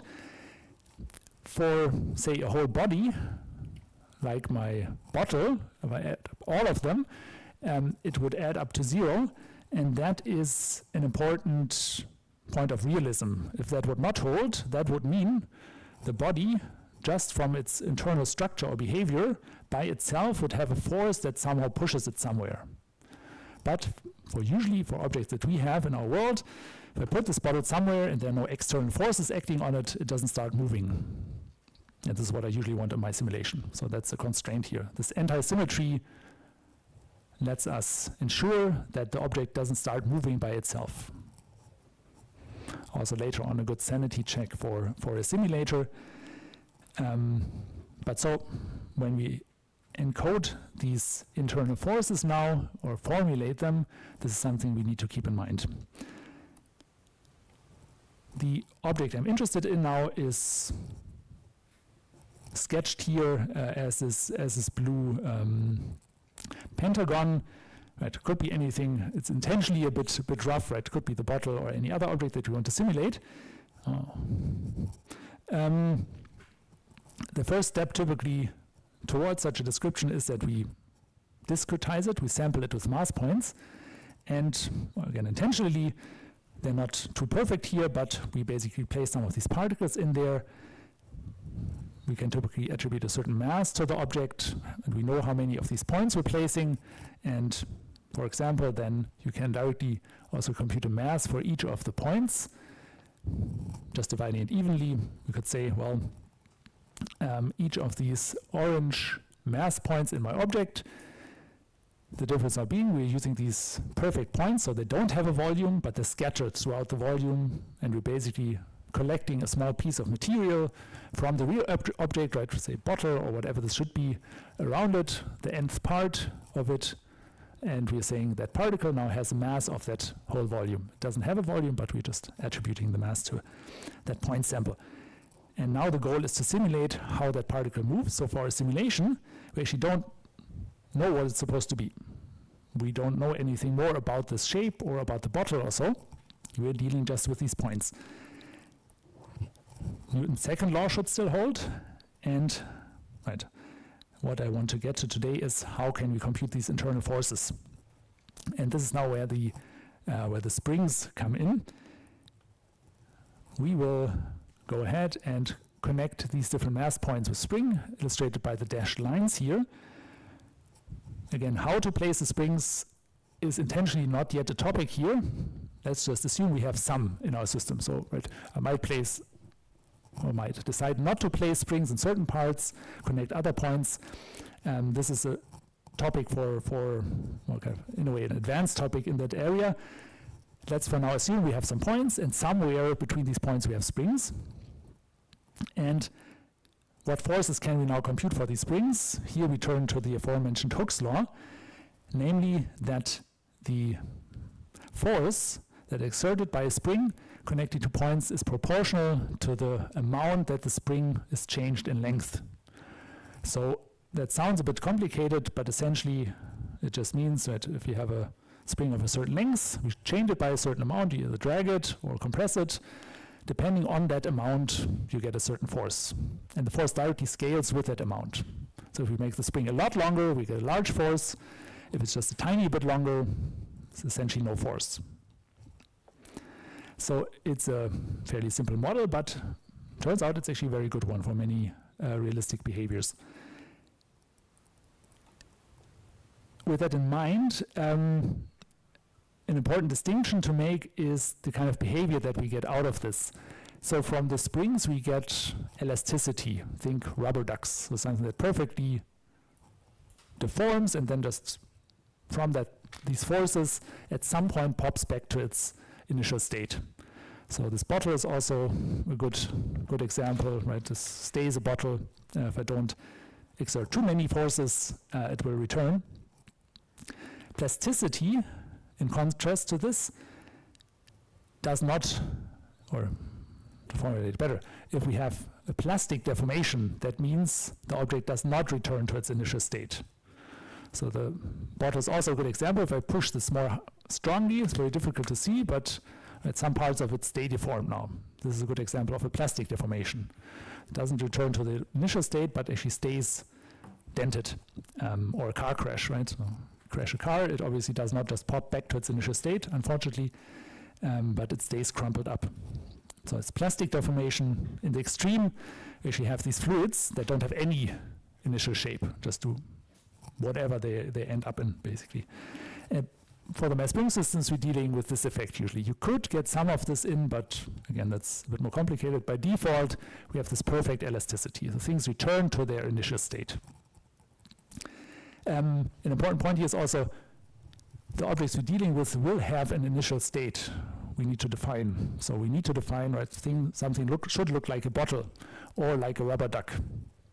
This state needs to be known in order to compute the forces.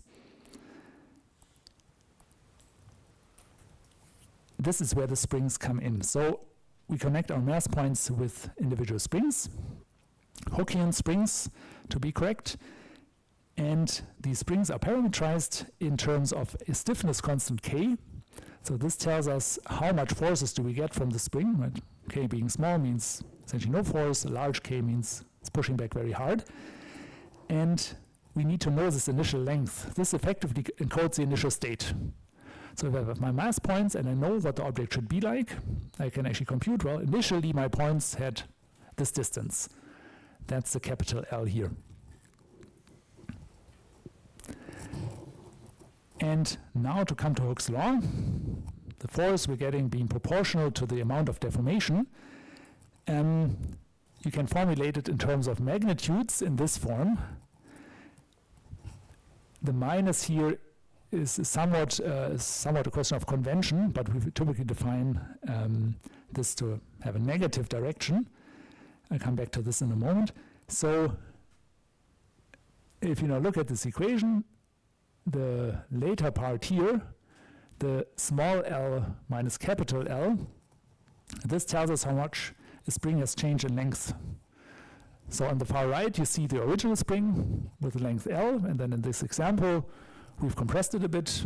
Our lowercase l is a bit smaller than the capital L, and hence this difference now would subtract something smaller from something larger. So here we get some negative number, just this difference here, right? That the spring was compressed. And this is now where the negative sign comes in. So here there's some small negative number. It's scaled by k to give us a force. And the force after compression is actually positive, right? Negative times negative. But this is basically Hooke's law. So you could also write this, if we would formulate this differently, this is just a change in length, and right, this is spring constant, and they're multiplied. So it's a linear law. Directly depending on this amount of change, we get a certain force. This is an approximation, right? This linear behavior, it's really a line. If we were to compute this, basically what force do I get over different differences, over different deformations, we would get a line out of this with a slope of k. Right? So if k was very small, we'd get a very flat slope. If this k is large, we get something very steep, but it's a line. It's a linear material law.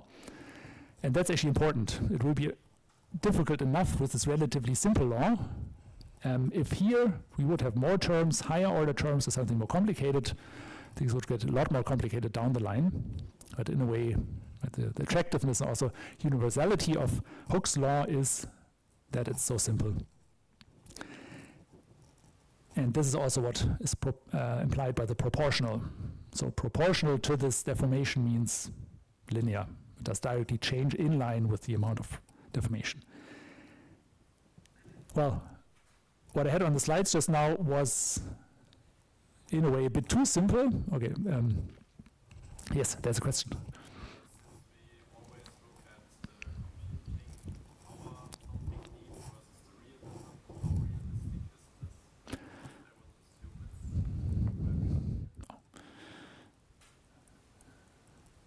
Let me get it back. So the question was this trade-off compute power versus realism, and the question was, or the implication was, this seems very unrealistic, very approximate. It's a good point, right? If you see this, right, it's very simple. If you were to sit down and think about it, probably you couldn't come up with something much more simple than this. Turns out it's actually quite generic. This is a pretty good approximation for many realistic objects. So let me try to. Okay, I don't have good tools for drawing today, unfortunately. I'll try to bring some next week. But what was actually shown for a broad class of materials is that if you make this deformation, the change in length, not too large or too small, well, actually small is typically still fine, not too extreme, then many materials in reality also show a linear behavior for a large range of deformations. So you can imagine, right, this bottle for a certain range of squishing, this probably does show a linear response. If I press it too hard, then this crumpling happens. Then there might be relatively sudden and sometimes even discontinuous changes that suddenly it changes. Or if it's very extreme, it will break, right? At some point, if you were to think of it as a graph, you will have a huge jump. But typically there's some section where this linear law actually holds and is a good approximation. So that's in a way why it's so famous. It's really a surprisingly good model in a way. So the difficulty for real objects like this one would be, well, how do we need to choose these constants, the k that we had on the slide before, to make it realistic so that our simulator would represent a real-world object. That is a different kind of, or difficult also validation question, but the law by itself is actually quite good, despite its simplicity. What I simplified, well, you could argue almost too much on the previous slide. What's important for any simulation in practice is that we need a directed force. So on the previous slide I had a lowercase f, but in practice what we need is actually this bold case f, that on the following slides will imply a vector quantity, so something with a direction. And luckily it's very similar to before, so we have the same part as here. That was the magnitude of the force as before. And now this component here gives us a direction. And if you look at this, right, so this is directly from the previous slide, the change in length times the stiffness. And this here is now the difference between the 2 points, xi minus xj, and divided by L. Well, what was lowercase l? Yes. The current length, exactly, which is actually the distance of these 2 points, right? So here we have a vector between the 2 points divided by the length. The distance of these 2 points is a normal, if you want. Right? So this basically just gives us a normalized direction vector. And hence we have basically Hooke's law from before times the direction, and this gives us a directed force for a simulator. So out of this version now we really get the answer that if we were to look at this point here as xi, there's a force pushing it up. Yeah, and based on this we could now actually put together a more complex or more complete system that is supposed to simulate a larger body. So now we can go ahead and take multiple ones of these mass points, but similar to the example before. We could start with 4 points, connect them with 3 springs. These of course now need individual rest lengths, the capital L, and could potentially have their own stiffnesses. Typically, we'll deal with the K as being another parameter for each of the springs. If I have just one material, you could think that it's usually the same, right? If I have my plastic bottle, probably all parts of the plastic will behave in the same way, so it would be the same K. But potentially you could have some part of the object being softer than another one or so. So it could change. But by definition, every one of these three springs now has its own rest length and stiffness. And to compute the internal forces acting on one of the points, for example, the zeros points here in the middle, we now need to go in and, those forces add up by summation, accumulate the internal forces from all the connected points, which in this case is just 1, 2, 3, the ones around it. So we would go in, have a small loop or so over the neighbors, and compute this directed Hooke's law as before for each of the three connected points. But my thing now is, in a way, you need to also implement this just once. This is the same law. It holds for all of the connected points. You just need to loop over all the connected neighbors. And then to get the final answer, of course, we need to get back these external forces that I mentioned before, like gravity. Well, we could just add this on top at the very end. That's typically relatively easy to do, or maybe user pulling in a certain direction.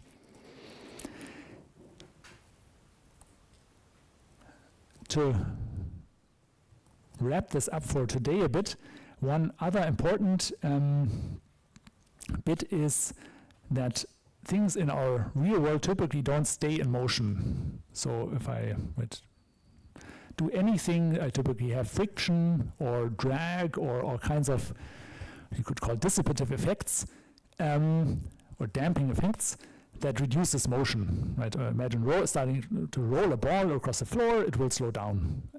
So in reality, we always have something that actually reduces the motion, and the easiest way to implement that is by having some small constant, gamma in this case, and say, well, the damping is proportional to the velocity. We have something that's moving fast, it's slowed down a bit more, it's already slow, it's not so much of an effect. So these could be internal friction or so. This essentially removes energy, can actually be useful for stabilization, and does play a role in many real-world settings. But the reason why I want to bring this up here is actually this is a good example of a term that is related to the velocity directly. So before the springs, if you think about it, actually related to the positions. And this is now something that's based on the velocity.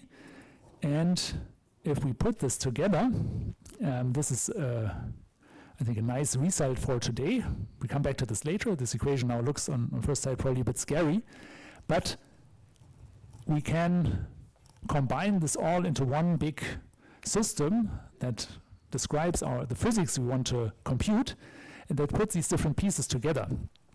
And now that's a bit similar to before, to the particles with first and second derivatives. In a way, this is not much more. But here we now have our internal forces, right, from the mass springs, some external ones. So this whole part here are just forces. Then we have this damping term, depending on the velocity. This is written a bit more complicated as a derivative here. So we have the position of the particle and the first derivative. So we have this as forces, another force term. All of the right side here are forces.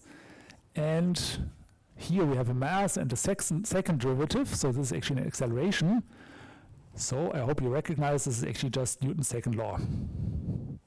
This is, in this case, written as m times a being some f. Looks a bit more complicated now. Not as obvious on first sight, but right, this is a good example of how a physical model can be put together. And the important thing to take away here is, well, this is actually the starting point. So now we have kind of back to Newton's second law for the mass spring systems.